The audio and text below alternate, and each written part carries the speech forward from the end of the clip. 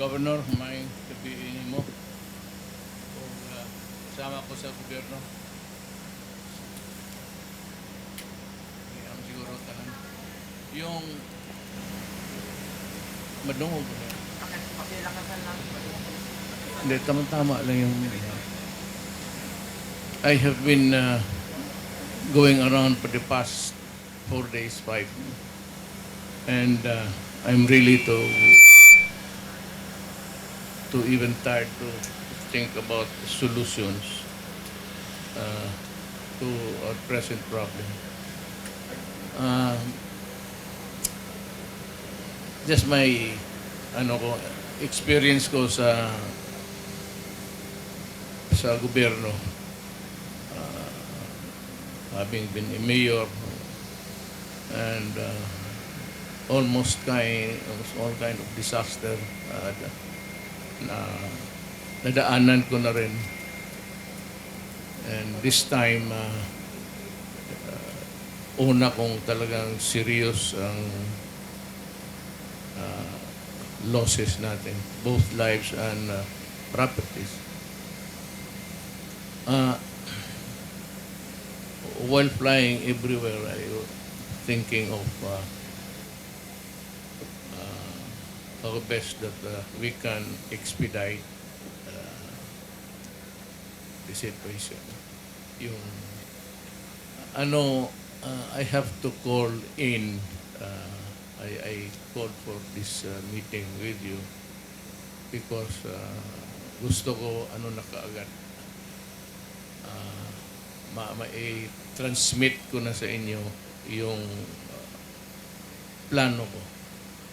The military and the police must come into the picture. I don't know how bad it is here. I've heard, whether true or not,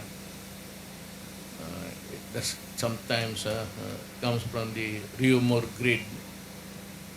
Pero yung hindi na masyado nakakatuwa ng mga tao na talagang in some areas and even maybe in the province of Cebu, hirap tayo sa mobility, pati sa the structure of distribution sa assistance sa mga tao. Na the military and the police and all the the good planners must come in. My plan is to all assets of the government must be utilized. Kasi alam mo, minsan makikita ng mga tao, we display our military might every now and then sa TV, makita ng mga tao. Magaganda yung plano na dati mo. At maybe some would also see the situation in different way na bakit karaming assets ng both air and sea sa gobyerno mahina ang movement ng the effort itself is a bit so shortcut na lang ako. The money will be distributed by the military. Si General Anyo will supervise yung areas na kagaya ito highly urbanized. Naman lahat. Diretso na sa total from the military, it would go to the LGUs. But yung lugar na medyo wala masyadong presence ang gobyerno, again, it will be the military who would be there to say that the money. I'm not having about, wala akong suspicion about somebody absconding. But the military, as I have always said, may structure kasi. In some areas na talagang wala. Hindi masyado maganda ang setup. The military should be the one, well, at least pagbigay ng mga local executives, ibigay doon. O paano ninyo gawin? Bigay ko na yung problema sa inyo. Kayo na ang think of how to see to it that the money is really not because of anything, but that the money is will be given as fast as we can. Hinahabol ko yung Pasko, but hindi na madala. Now, alam mo yung mga critics na may pera pala, walang mapera, but yung ibang mga kinaltasan natin yung lahat ng agencies para makabuo lang. The money na sabi ko na nandyan, wala ka agad. It's not there.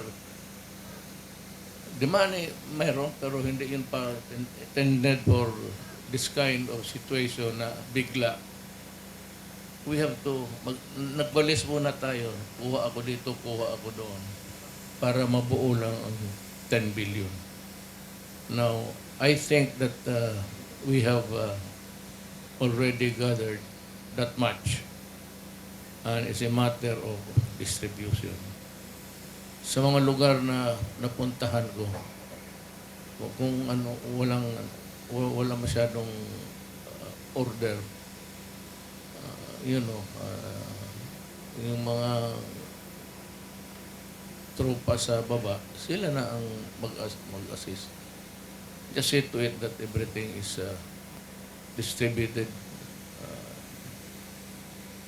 correctly as we would expect that to happen. Itong crisis ay dito sa taas ay, but if on other tasks, the regional commanders of the PNP, sila ang mag-manage talaga sa situation. Not everything, but just to see paano, how to handle the situation.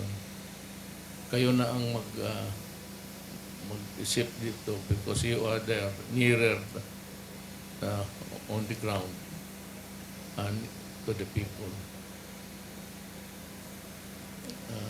Hindi sabihin na do not think that I do not trust the local officials, but in times of disorder, kailangan talaga, even in the matter of yung pag-escort ng mga truck na nagdadala ng nagkakagulo ka agad na tao eh. So the police must be there and the military to see to it that the intention and the expectations of government are realized. Yun lang.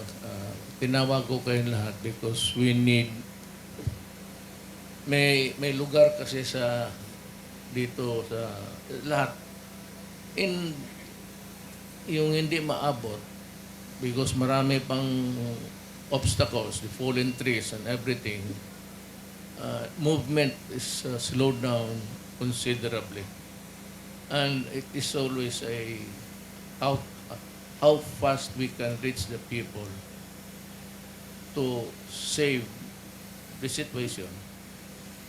Paano tayo mandali? And it is only the military who, aeroplano, the sea assets of the Navy and Coast Guard.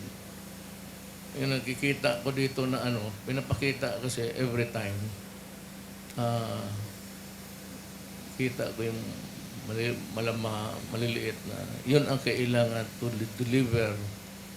Kung hindi madala ng ano, hindi madala ng mga sa along the coastal, Coast Guard na lang o the smaller craft of the Navy can do it. Kasi may lugar pa daw, may places that are really badly in need of food.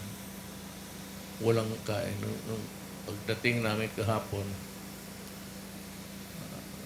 yun ang ngayon, itong sa governor ang tubig problema pa rin. Mr. President, if I may comment. Yes, go ahead. Province of Cebu, we are already, in fact, being assisted by the PNP, the 53rd Engineering Brigade, and the RSCOM. They are helping us in the clearing operations of all of our major thoroughfares.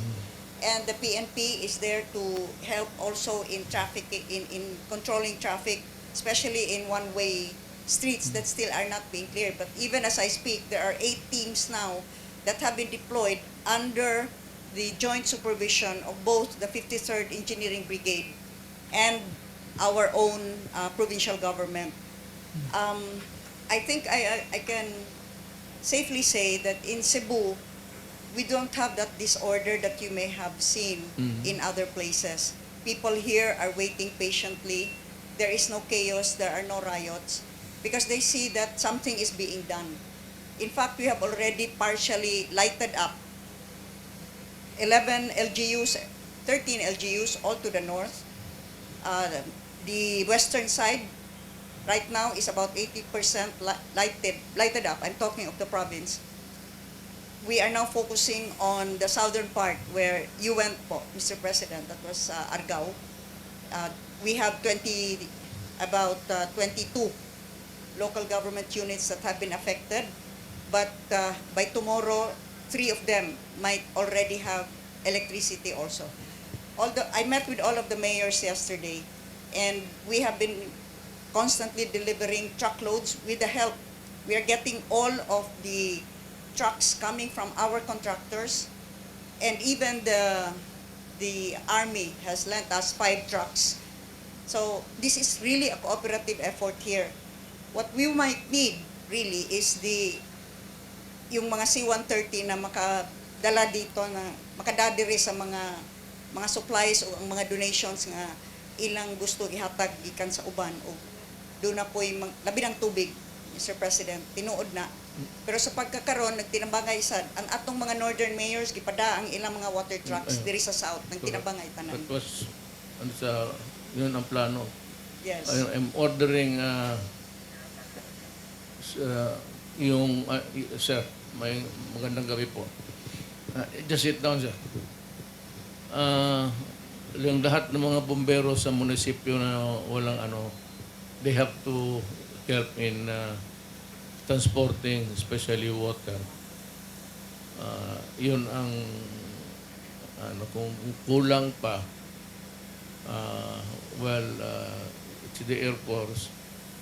Wala namang in places where hindi natin kaya ng Mindanao, bilihin lahat yung tubig, karga sa ating air assets, cargo planes, para ngayon ang plano ko kanina kung kulang pa, bilhin lahat ng tubig sa areas na hindi tinamaan, kaya ng Luzon.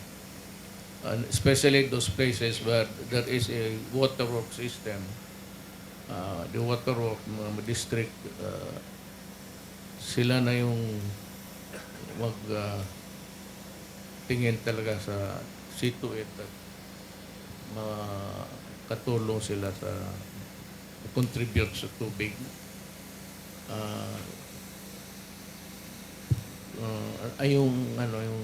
Kung if I may, Mr. President, ang dako gyud kay tabang kaning atong mga 5 trucks gani sa Cebu City lang MCWD, itugta naman nila nga suyupan ang kaning mga fire hydrants. Gahapon nakig-meeting ko sa BFP or the other day, nihatag silang na po ka trucks nga tag 1,000 gallons, tagpagtabang Cebu City. Kay aron makatubig ang siyam ka barangay karon nga nagkinahanglan og kuryente, kay kinahanglan 24-hour ang pumping station nila diha sa MCWD. Pero sa atong mga lungsod, gi-deploy na sa BFP, nitabang ang BFP, ang Bureau of Fire Protection ron, nagtinabangay og sa atong mga mayors, unya ang mga fire trucks dito mo igigamit ron nga mausad ang nag-distribute og tubig sa mga tao dito sa kalungsuran. So tinabangay lang gyud, pero kung kanang imong suggestion nga kung katong speakers nga wa maigo, makuhaan, mapalitan na to, mainom nindot gyud kay na nya makarga og si 130, Mr. President. O if we can have generators, we've been looking for generators para mapaandar nato ang katong mga bomba o ang mga refilling stations. Gamay ra among need ka ng tag 5 kVA, okay ra kay na, Mr. President. Kay kung mapaandar na tong refilling stations dito sa mga kalungsuran, di na kay maglisod sila sa imnonon. Unya kanang mga bomba, dunay uban mayor, pandaron ang bomba sa maski kanang usa ka balay aron mapuno yang tangke. Unya iyan ang ingnon nga pahuwa mo na genset nya, iyan na ingnon nga sige inikapuno sa imong tangke, tabangi imong mga silingan. So, generators. You still have the water tanks for the needs of the people. Naidaghan na atay masudlan kung like for kami gani sa provincial government na ako'y gipahuwam para sa city government nga 20 katag 1,000 liters nga drums para adto dito ibubo sa mga water trucks gikan sa BFP ang ilang gisuyop nga tubig gikan sa fire hydrants dinhi sa Cebu City. So we can gather all of that, Mr. President. So wala kay problema. It's more of the far-flung areas ito sa bukid. Naamang ko'y pareha sa it's really funny. Sa Kabangkalan, yun ang unang lumalabas sa sa media, lahat. Pati yung mga text, yung Kabangkalan was really teetering into a complete disorder. So yun ang unang pinuntahan namin. But alam mo, sa totoo lang, pagpunta namin doon, Kabangkalan was really operating normally. It was in pala doon, punta kami sa Sipalay City. Kita namin na there was this, pero wala naman sa taas, hindi mo malaman. Kaya importante yung sa babae that there is an accurate feedback sa atin. Yun ang pagdating namin doon sa ground, I met all the mayors, and the mayor of Sipalay was there. Pero sige, so haggard na.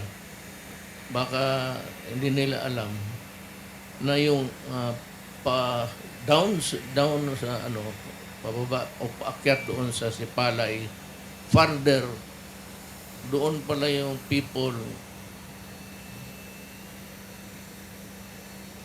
yung mga Pilipino na doon yung alam mo na ang pinaka tayuan ng bahay yung mga river banks. It's because nobody would evict them. Government owned man yung so nandyan sila lahat. Yung easement, kinuha na nila lahat yan. Hindi nila alam na papunta sa pala, na was out lahat. So we do not have the correct figure. But the losses sa karami, sabi nila, just still validating it. Kawawa ang yung baski anywhere, yung mga tao talaga nasa yung daplin o suba. Just like in Davao. Davao is so big that in one place sa Davao, there was no rain at all. But yung buhos ng precipitation, yung sa lugar ni isang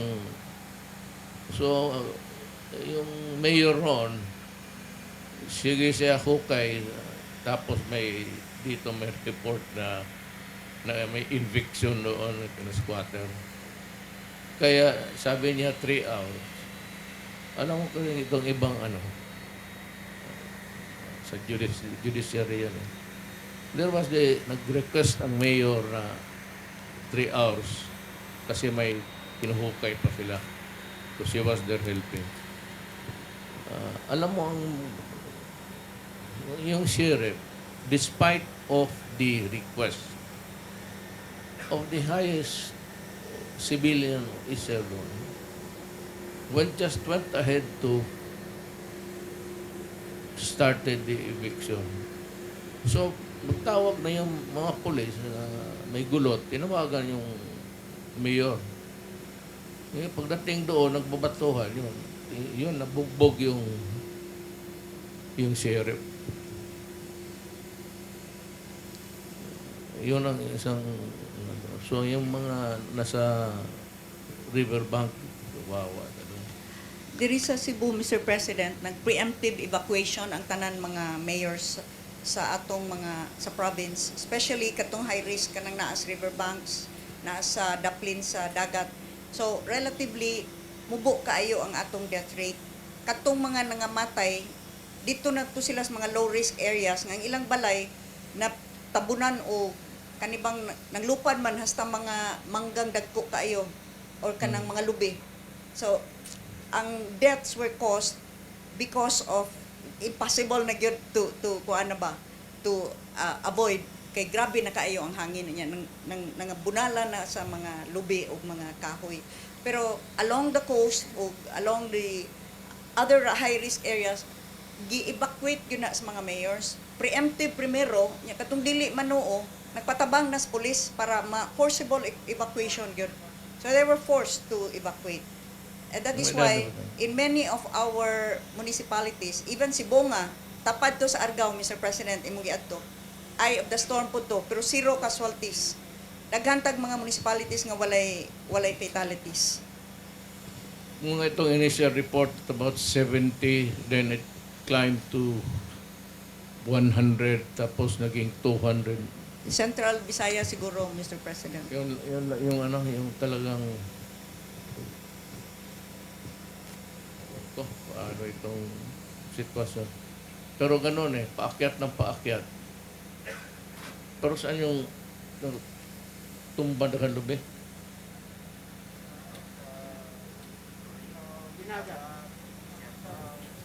Siargao, may isa pa. Dinagat siya, Hindi na. May isa doon na, tanang lubi na tumba. Siargao ba? Dinagat po, sa dinagat. Tanan lubi, tsaka yung mga... Tanang lubi na tumbang yun. Pero patong-patong good ako. So, alam mo, if you think of the ferocity of a storm and how strong or how weak it is, it's a matter of just looking the surroundings. Pag ang mismong coconut tree, it can, it's the strongest among the living plants. Pag ang coconut tree na ang natumba, doon tumba na talaga lahat. Doon, kaya malakas talaga. Ang akin lang ngayon, the purpose really is to request the PNP and the military to use their assets in reaching out itong hindi pa. So, it's the job of si Director Halad o ang RD. Saan si RD dito? Is he here? It was in the second engagement, sir. Ah, Yes, sir. I think he's on the already.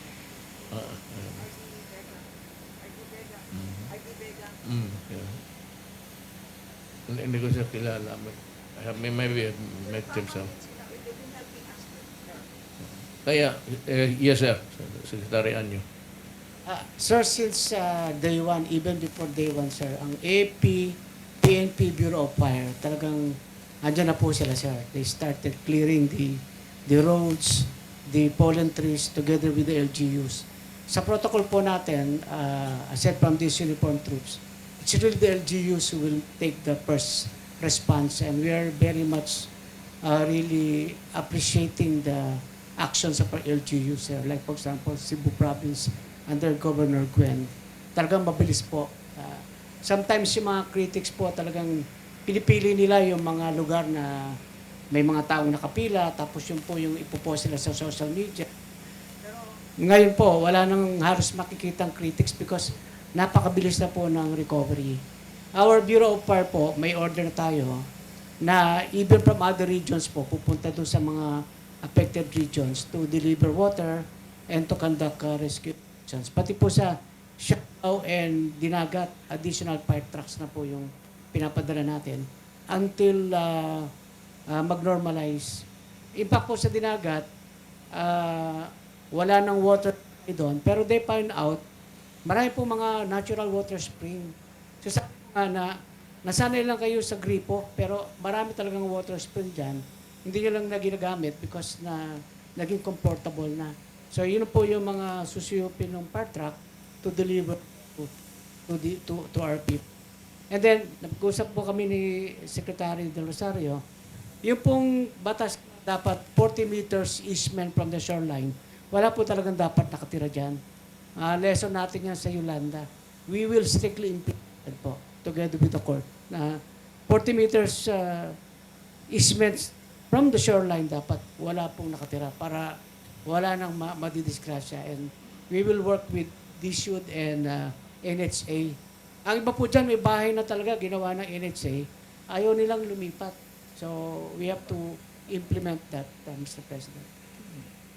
Summary eviction. Hindi na hintay ng korte-korte man. Wala ka ng korte. Basta may mag-enter dyan about intervention. Usually yung mga writ of injunction, gano'n. Sabihin lang natin, judge, this is what the government wants to protect its citizens. Yung isa pa, wala akong masyadong, kami naman lahat. Ay, sir. Kindly. Thank you, sir. Maupo ko kayo. Lahat naman ng RD in all affected areas. But I'm almost gratified by the response of the different ang housing, tag 100 million pero yung project ninyo. But the immediate and urgent thing now is really how to feed the typhoon victims and magpagkain lang. The money, well, paski nandiyan, wala naman silang mabili sa mga lugar nila. At yung evacuation centers, yun ang pinakadelikado because they contaminate with each other. You only need one coughing person there. So magkalat na because you crowd people and congregate them in one place. Yung kay Secretary of Health na yan. But i-manage lang ninyo ang sir. You manage this day. Parang manager ka lang naman eh. Turo transmit the message down. Dito, just try to do something. There's a problem that would crop up and would need the immediate intervention of government. Kayo na ang magbigay ng order. Full over. So, hindi, kung lahat sana pero hindi yung ibang resources, so we cannot blame them because they do not have the things that other cities have. So, ano na yan, to maybe kung ano, sa secretary, kung ano ka na lang kung how to buy. Ang kalimutan ko is places na meron daw. In the past, we really had to, Davao was puro water tank yan. Ganon ang ano namin for so many years. Meron na tayong mga water district, ganon. And the one thing good is that it is the top is potable water talaga. Kaya lang nasanay na ang mga tao sa bottled water. So, halos lahat.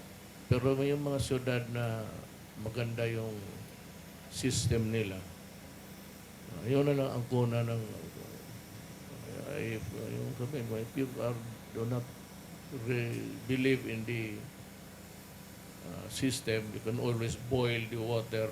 Yung mga taga-Davao, kunin muna natin yung lahat ng lugar na even Manila sa tubig lang. It's quite circuitous yan, but police na ang we can call the station commanders to make the rounds and make a inventory of the available makuha natin, mapadala. Usually, ang experience ko as a worker of government, yung basta itong emergency, tubig talaga yan. Tubig pati pagkain. Yan talaga ang hingiin ng tao. Mayor, tubig tsaka pagkain. So, itong what's in our hands now, actually, are looking for the solutions of hunger, the health issues, and itong that the order does not go into a spin of it could really start from, alam mo kung tao ang gutom ganito. It will start with a crowd control for the police. But it could also spiral into a mob rule. Ayan ang iniwasan ko. Kaya kailangan papasok talaga ang police with stricter supervision amongst the people. But ang akin, my caveat there is medyo mag-ano lang tayo ng konti. Let's go easy kasi alam mo tao, pag gutom, lalo na yung mga anak niya umiiyak, he can go crazy. Sometimes, pagdating yung pagkain, sinasalubong nila, pinapara nila. Let us, we can instill the discipline by invoking public order. Pero hindi masyado tayo kasi kawawa. Yung mga itong lugar nga to sa taas, may mga settlements kasi. May mga settlements dyan sa bukid na maliliit, isang pamilya, walang problema yan. Pero yung malaking nasa bukid na yun ang humihingi ng tulong talaga ngayon. Maybe yung coastal settlements could be reached by the Coast Guard. Yung maliliit lang na mga pass-up. Let us show to the people that this is not for display only. That this is these things are good, not only for war, but for the good of the nation. Sorry.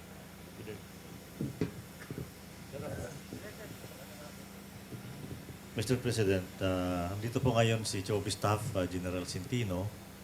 ah, si CGPA, si General CGPAF, Canlas, GPNP nandito din, si General Carlos, yung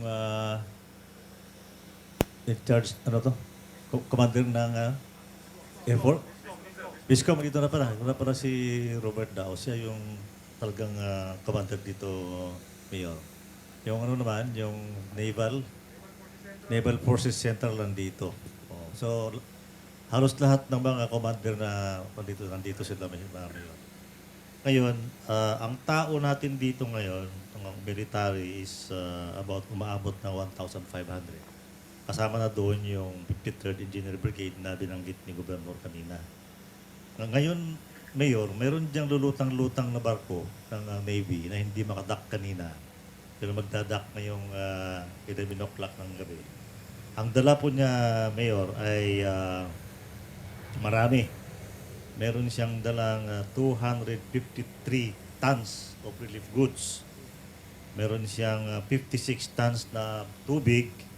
Meron din siyang dalang generators, solar lights, medicine 1.5 tons, family tents 7.5 tons, water station, ito yung mga truck na pwedeng panghakot ng tubig. Meron din silang dala nun. Ngayon, yung Maynila at sa Meralco, nagpadala rin ng trucks. Nandiyan sila ngayon sa barko. Bababa sila ngayong gabi.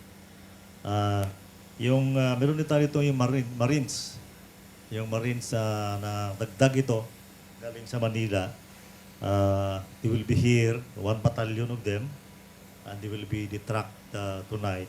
Ang kalahati nandito na. Then meron din bank on wheels na pinadala yung mga bangko para pwede silang mag-ano ng pera. Sa Bohol naman, merong tayong mga assorted relief goods na pupunta doon, solar lights at saka portable generator. Dito sa Cebu, meron din tayong generators na dala-dala para ipamigay sa mga gagamitin New York. So, sa Surigao naman, relief goods, water station, at alcohol. And yun po, Mr. President, since immediately after the typhoon, nandiyan na yung ating mga assets na gumagawa niyan. In fact, all our assets now dedicated to the relief goods. Barko natin, kung meron pa tayong barko sa Manila, maglo-load lang pag dadalhin dito. Kasi mostly ng ating donations or relief goods are coming from Manila, Mr. President. So we need the ships to bring them here. So everything is dedicated for the relief goods, Mr. President. Thank you.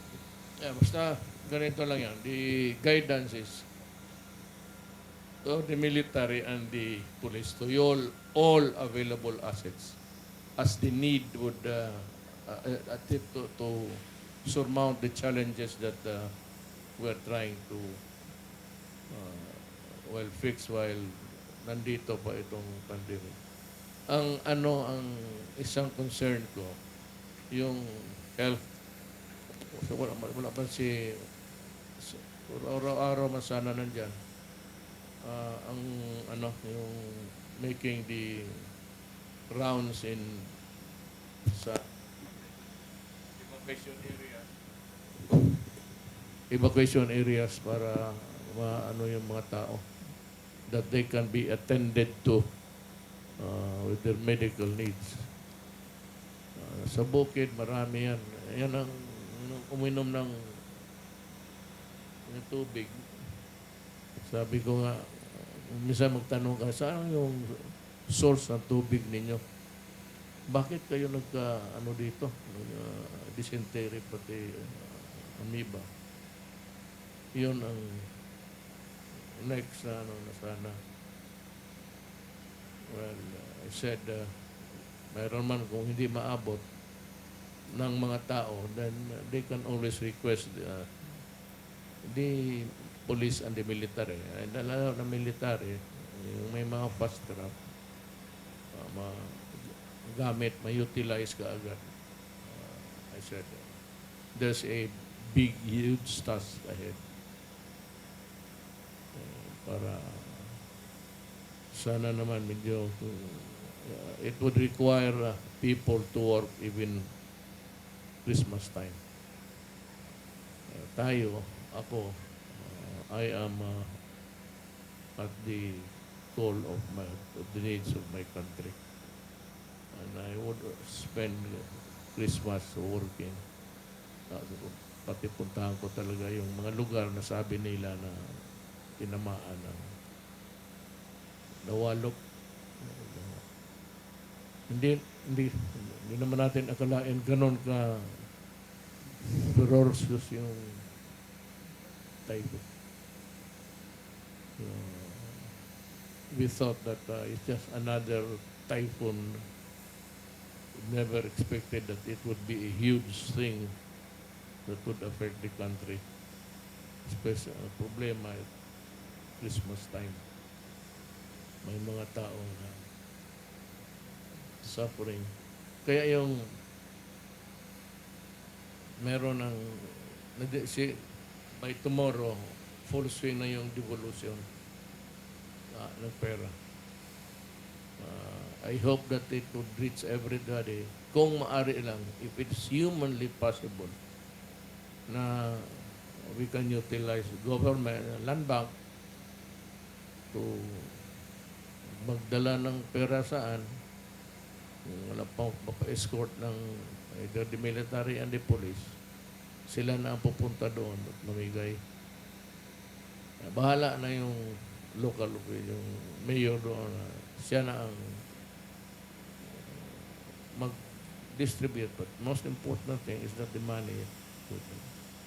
I have requested Secretary Anyo to oversee yung pagtakbo naman sa pera. Because DILJ has a lot to say in the affairs of the local government. So, tingnan niya na talagang yung pera dumaan.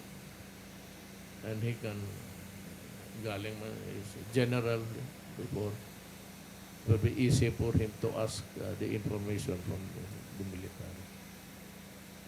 Yung namang, RD, manager ka lang, yung parang yung manage kailangan saan ang kulang dito, kailangan doon. Yung maabot pa ninyo. Pero dito sa Cebu, it's highly urbanized. It's a creeping urbanization na yan. So, walang problema dito. As I've said, kung may mayor ka lang kagaya mo, governor, wala talagang problema ang pagka yung iba, lalo na pagka yung tinamaan, wala yun. It's a debilitating experience. Pati sila tulala.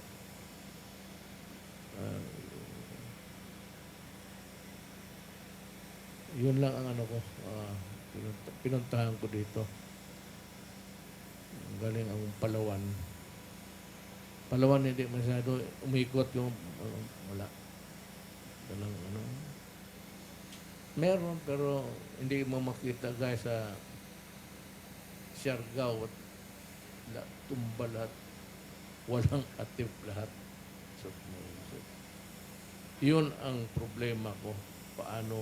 How to provide immediately yung shelter ng tao.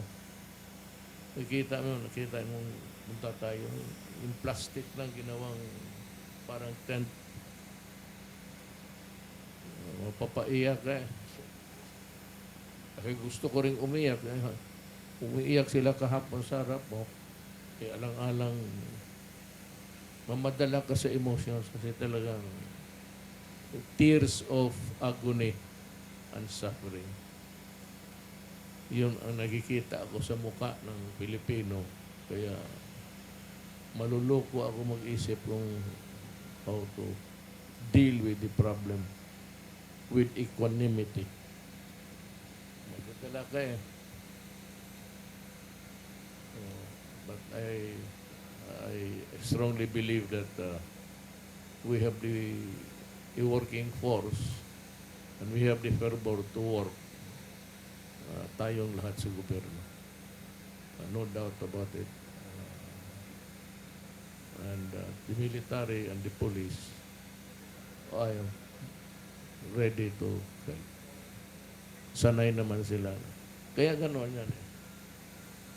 Basta disaster, it's always the police and the military.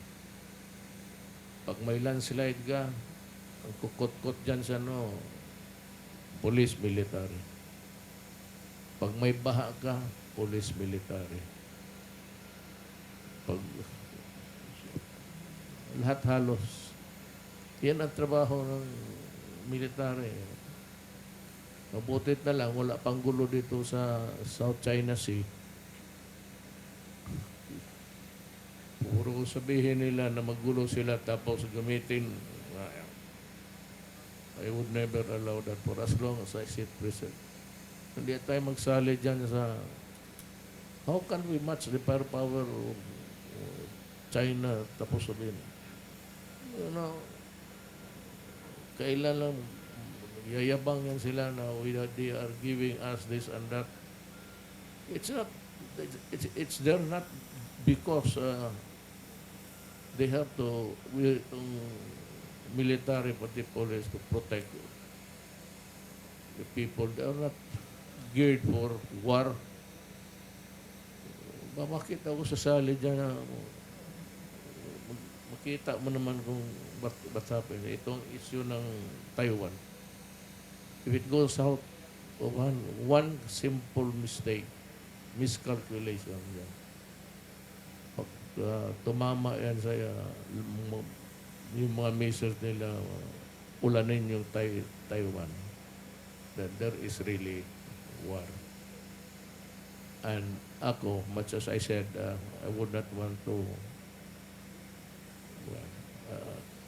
I say that minuscule lang tayo dyan sa power play nila.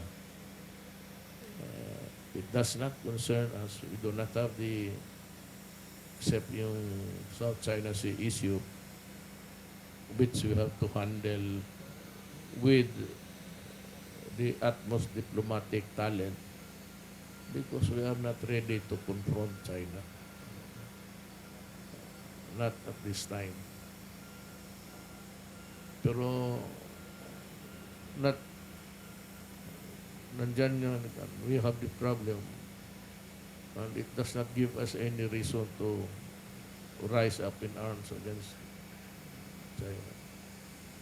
That would be the most foolish thing that can ever happen. We stay neutral. Bahala sila. So, yan lang. Salamat. Gusto ko lang kasi maano ninyo na gusto ko galing sa akin na ang guidance is really to use every available government asset, air, sea, and vehicles natin. It should be at the disposal of the moment. That is the problem. To deal with the problem. Yan lang man ang pinuntahan ko dito, Governor. At I said, people dito, maswerte, proactive ang ang paradigm mo, tingin mo sa pang-gobyerno.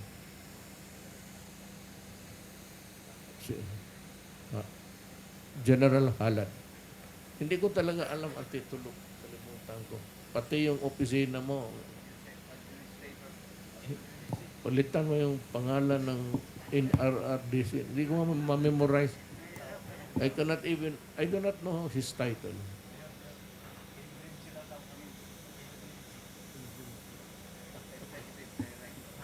Sir, bahin sa tubig, sir. Kami nag-facilitate sa transportation sa mga mobile treatment equipment sa Lua o Manila Water. Ang uban na ako na itong nasa Navy ship, padak na. And aside from that, kay kana sir, pwede mo na gamiton, magbuwag tubig sa bisag dagat, lang i-process, potable water na ang gawas. And aside from that, I initiated procurement of bottled waters bottled water sa mga big bottling company kuhaon sa gawas sa areas nga apektado, and transportation na lang among giarins. I think initially nag-deliver ganiya sa Butuan of about 30,000 bottles na 500 or half liter. So I have allocated 20 million in our budget for delivery, and my allocation there is Cebu province and even the highly organized city. So alam na ni R.D. Salazar, Governor, ang transportation na lang ang mag-i-arrange karon via boat and even aircraft. Mao lang to, Mr. President.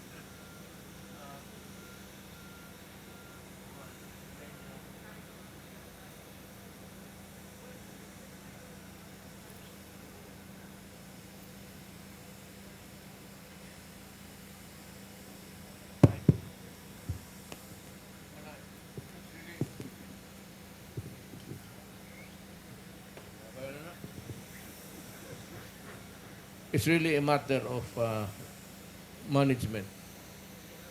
Basta anong sitwasyon, could be a big organization such as military, police, management talaga, and the organs that are really prepared to deal with that. At ang mga panghitabo, at the military. But ito namang military, wala namang ano to, talagang may alam doon sa the entrails of a community. So they have to go to the mayor or to the barangay captain. Pero kailangan pabilisan because ours is a highly centralized government. Kaya for a country that is beset with numerous typhoons, almost 3 to 4, 5, some serious, some are not.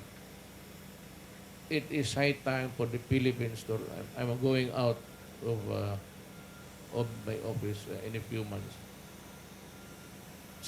For us, everybody to realize that we are facing the Pacific. Ang pinakauna talaga is summer. So the window of the storm, basta papasok dyan banda, the wind currents are historical na yan . What is brewing in the Pacific, ang ikot talaga ng hangin is almost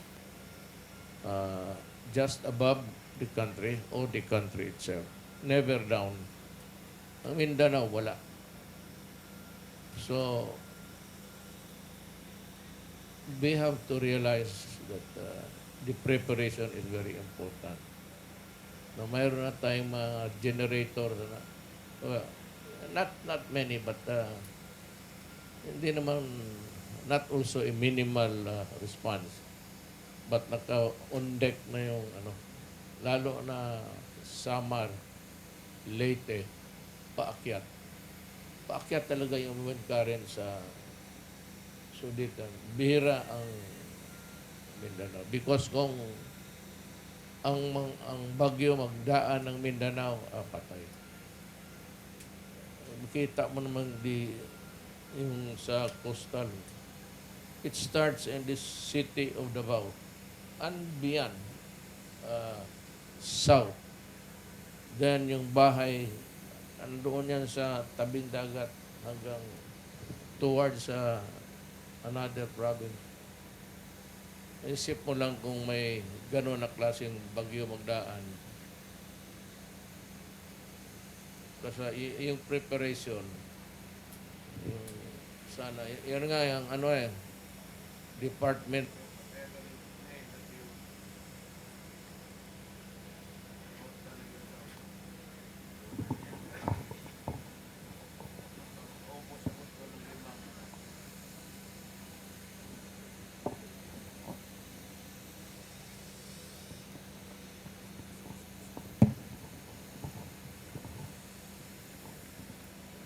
Shortcut ko na lang, Gob, kay iba ko na paminaw problema. Total, alam naman nila ang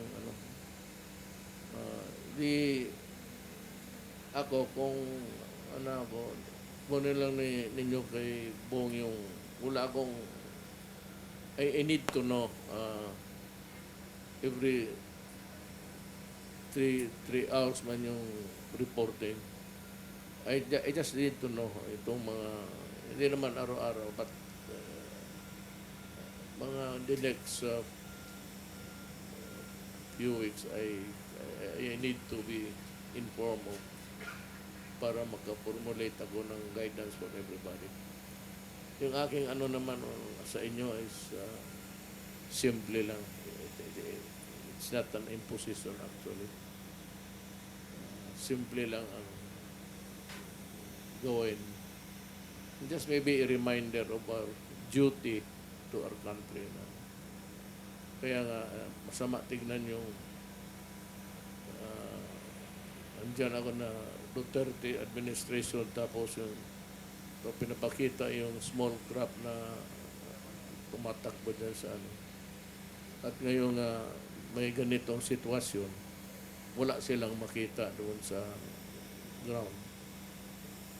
So, baka sabihin ng mga tao, for display lang yan. With more reason that they should be there. Because he should be there for the people. Kung siguro masa pa kaya akong Gwen na ka ba yung istorya wala? Pasalamat na po, Mr. President. Concern, ikaw magugas daw ka government mo na nakasabot Ikaw. sa among paminaw. Salamat na kita. Pareho ta. Kamot na yung bidire sa Cebu, Mr. President. Alam mo, sa totoo lang, ang pinakamabuting presidente, yung galing sa baba. Yung naging, kasi although on a smaller scale, we have to deal in our lifetime as a politician. We have to deal with sunog, we have to deal with fog, landslide, lahat yan. So, alam natin ang ano. So, in my experience, in times of crisis and in times of emergency, you have to call in the military and the police. And if it is ungovernable na, then it's for them to restore order. Wala namang constitutional. You cannot declare anything there. Emergency. Yung yung bakit na natagalan itong declaration ng calamity proclamation. It's because ang aking proclamation ang backbone yan is the report of the kung sino para kay General Halad sa kanya yan, and I have to wait for the report before, kaya it's a stupid thing maghintay ako ng report, ng assessment before I can act on a proclamation. That's the law. So, wala akong magawa. You know, there are rules imposed. When you start to make shortcuts, yan ang nakakaproblema. Lalo na itong sitwasyon ng politika ng Pilipinas. Putang. Kung ano-ano na lang kaputahan ang lumalabas sa utak ng. So I cannot sign anything because the law says. Ngayon, nag-meeting ako. Sabi ko, if that is a requirement, that is a stupid requirement. I will not follow it. Sabi ko, you call si Aguinaldo. Alam mo, sabi ko, bakit kagaya ng dadamage ng itong sa agriculture? If you make it as a requirement in addition to itong present situation, patay ang tao. Sabi ko, I will not follow it. Sabi ko kay Aguinaldo, I'm going ahead and use the money.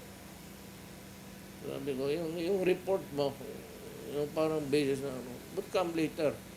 Walang sistema dito. Alam mo, puputok ka na. Mga sistema dito na puro bullshit talaga. So, somebody had to call the COA. Sabihin mo, hindi ako susunod dyan. Gamitin ko yung pera without the report. Because the report or the assessment always comes after the emergency or the thing has, conflagration has died down. Pero maghintay ka ng gano'n. Kaya ikaw, kung mapasiri, manuwala niya. So, yung hindi manuwala. Lalo na yung mga iba din sa judiciary.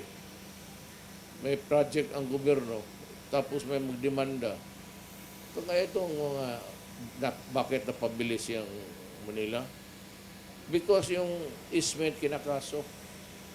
Kaya sabi ko, kayong mga judge, do not issue any injunction because I will not obey it.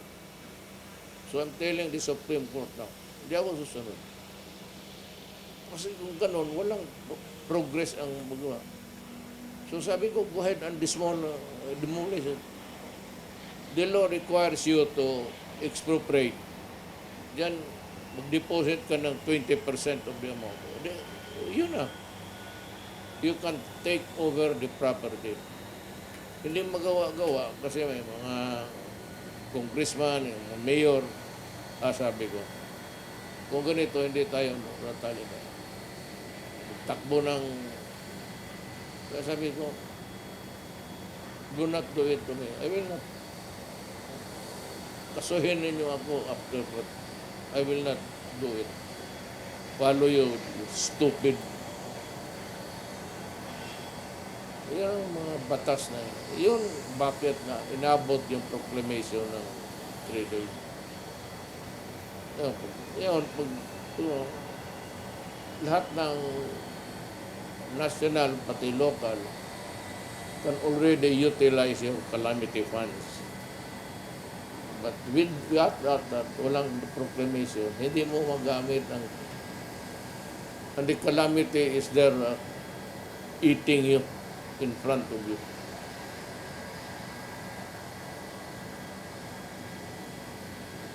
So yan ang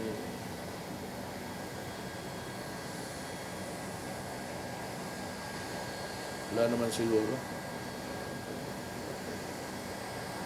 Sumasaba.